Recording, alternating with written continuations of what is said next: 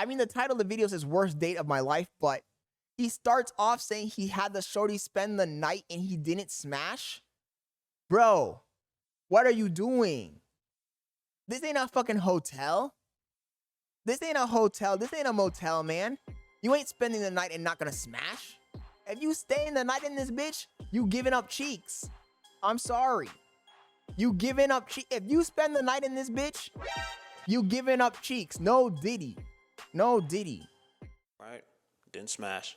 I've been seeing this one for about almost a month or two. Seeing a girl for a month without smashing her is... Let's keep going. I'm not going to stop anymore. Let it play for like 2 minutes, and then I'm going to cut in, and I'll give you guys a summary of what I fucking think. 3 weeks, right? And whatchamacallit? She woke up this morning, and she went to go get her car because it was parked in my apartment complex. And lo and behold, it wasn't there, right? It got towed because I accidentally told her the wrong location to park her vehicle. But no problem, right? She was cool about it. I told her I was going to pay for it because it's ultimately my fault. I told her the wrong directions. And yeah, so she goes to work. I send her in an Uber. She gets to work. She's there safely. Here's where the problem comes up, right? It's when we go get the car. So, boom.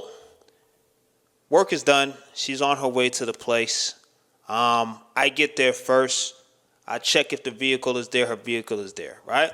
So, boom. Shorty comes in. She's like, she gets her paperwork. She's da-da-da-da-da. She goes, go get her car, right? She comes back and is like, I don't know who's responsible for towing the company, but I need to know who took my car, what towing company took my car, because I don't want to deal with none of this shit. Like, I need to know if my car is fucked up in any sort of way, shape, or form. I need to be able to contact the towing company to be able to, negotiate or whatever. And the people this is basically a storage unit where they store the cars. They're not responsible for towing it. It's literally a place where you retrieve your car if it gets towed. They don't actually go and tow it. A whole nother private company tows, right? And they was trying to explain that to her. She said, listen, ma'am, I understand your frustration. We don't tow the car. We simply just hold the cars here. And then she was like, I don't give a fuck. Like, do. Boom, boom, boom, boom, boom. I need to know who took my car. So if something's wrong with my car, I could talk. I know who to talk to. How the fuck y'all don't know who to do? I was just like, I was looking at her like.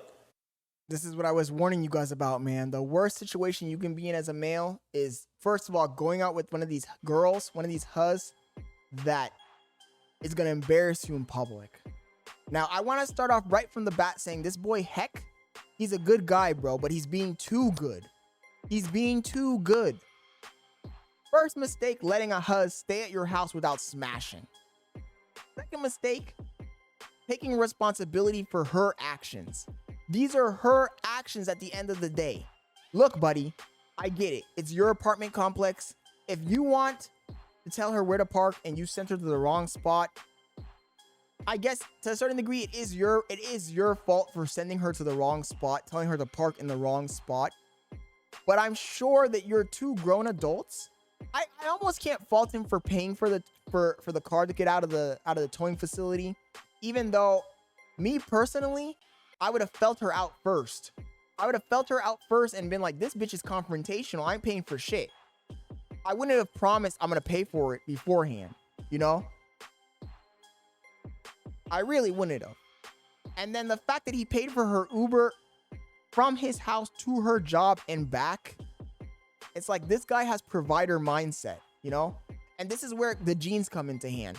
I told you guys, the title of the stream is, if you have these genes, you're fucked. The genes I'm talking about are provider genes.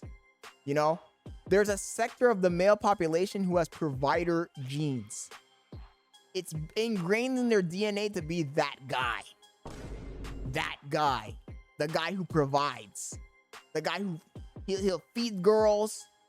He'll pay girls rent.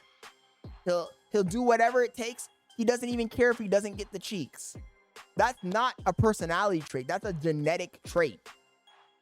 Because those guys in ancient times, medieval times, caveman times, those were the guys that were reproducing.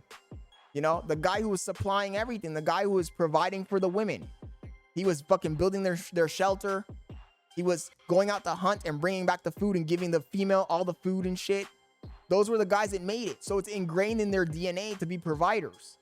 But in the big 2025, the rules have changed, bro. The rules have changed. If you have that provider mindset, it's GG's for you. You're cooked. You might as well just give up. GG, because these females are onto the game. They're onto the game. They'll take you for all you got. They'll take you for all you got and leave you in the dust. They really will. And you'll be the guy crying in the background talking about, oh, I did so much for her. I did so much. Don't, bro. This in the big 2025, that shit is not it. So Hec is a good guy, man. He paid for the fucking car to get pulled out of the facility.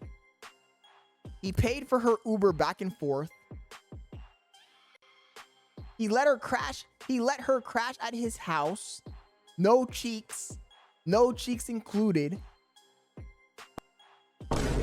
He's a good guy. But the problem is if you're this kind of guy, you're gonna get taken advantage of.